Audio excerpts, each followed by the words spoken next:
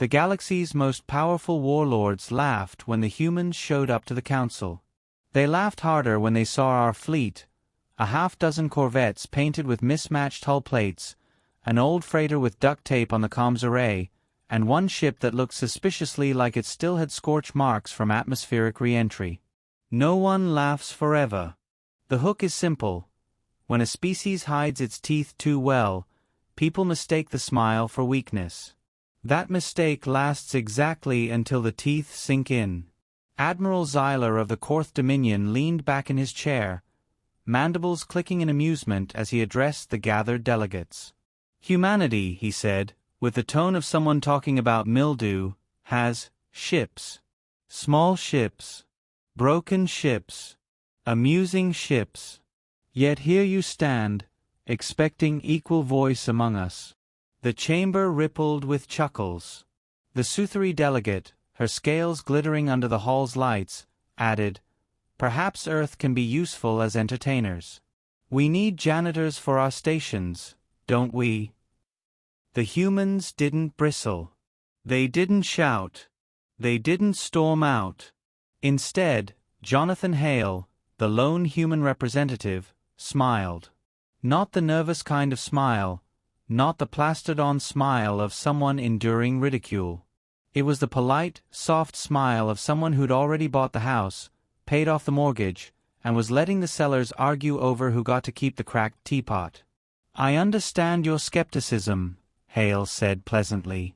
"Earth is overlooked. Sometimes deliberately overlooked." Xyler barked a laugh. "Your people couldn't defend a mining colony from a sandstorm."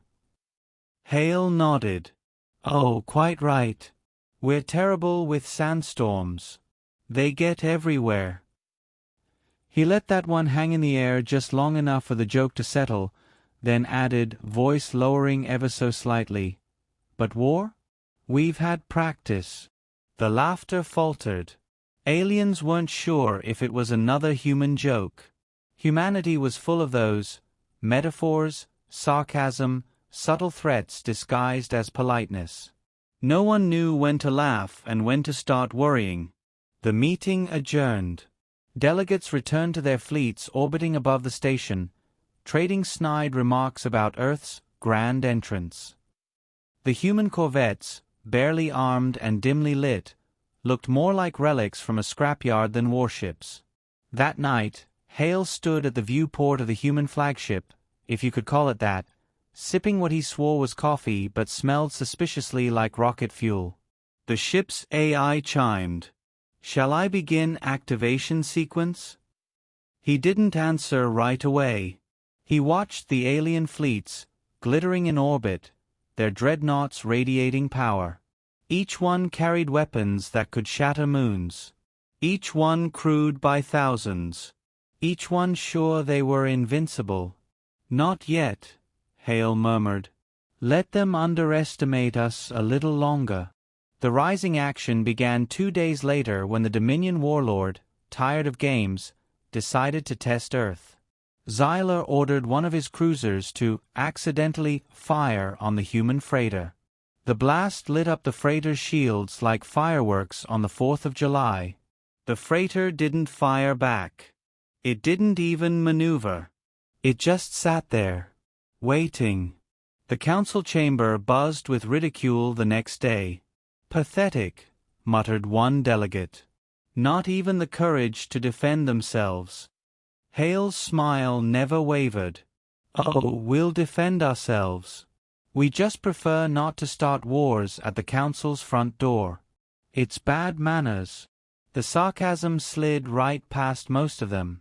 The few who caught it shifted uncomfortably. The next night, Xyler's entire cruiser vanished. Not destroyed. Vanished. No wreckage. No distress signals. Just gone. The Dominion scrambled to track it, but their sensors showed nothing but static where the cruiser had been. Suspicion turned to accusations. Xyler stormed into Hale's quarters, mandibles rattling. "What have you done?" Hale set down his coffee, met the alien's compound eyes, and said lightly, We warned you about sandstorms.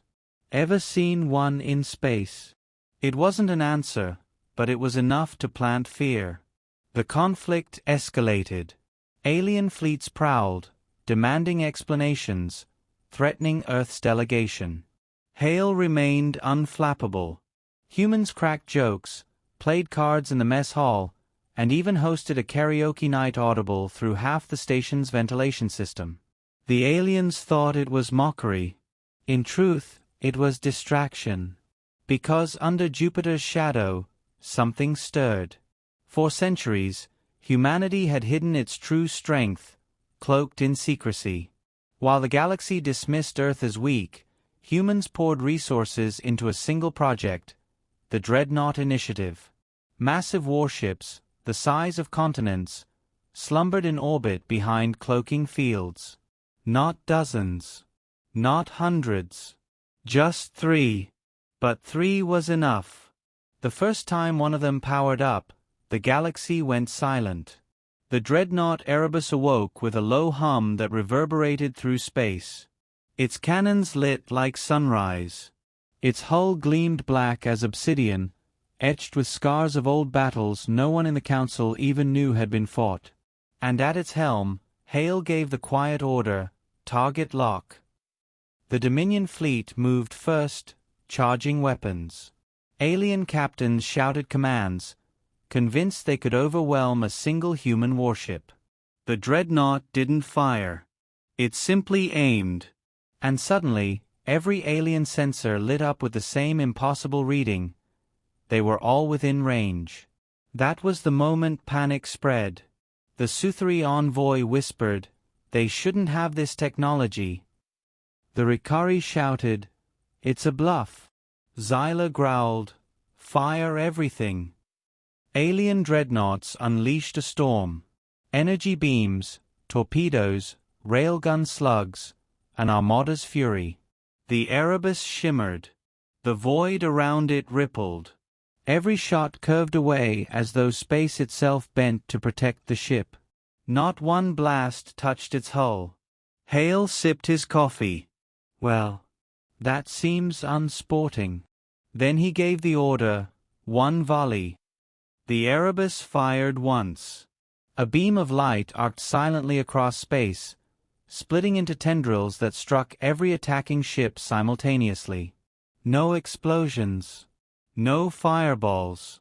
Just silence. Alien ships went dark, powerless, drifting like toys in a bathtub. The galaxy watched in horror. The climax came when all 3 dreadnoughts emerged, decloaking above Earth. Massive titans blotting out the stars. Their presence alone silenced the council. Armadas scrambled to retreat, but every escape route was already locked. Hale addressed them calmly. His face appeared on every alien comm screen, polite smile in place. "You see, we don't enjoy wars. They're expensive, messy, bad for tourism. But humanity learned long ago, if you want peace, prepare for war.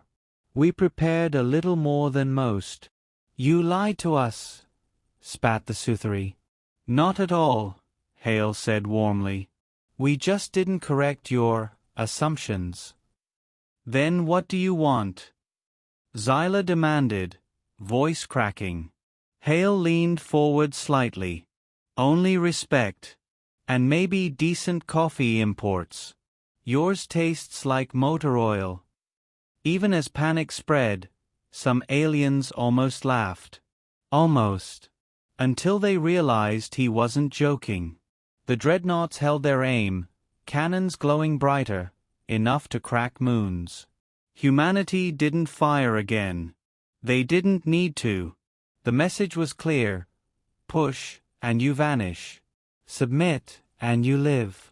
The Council voted unanimously to grant Earth full recognition. Not just recognition, leadership. For who could argue with 3 gods of war looming in orbit? The resolution was quieter, though no less unsettling. Hale stood once more at the viewport, sipping from his mug. The dreadnoughts floated above Earth, casting long shadows over the planet. Humanity was no longer ignored, no longer underestimated. "Sir," the AI asked softly, "shall I power down the fleet?" Hale smiled faintly. "Oh no. Leave them watching. Fear is the best deterrent." And then he whispered, so softly only the ship could hear, "Besides, they haven't seen the fourth one yet."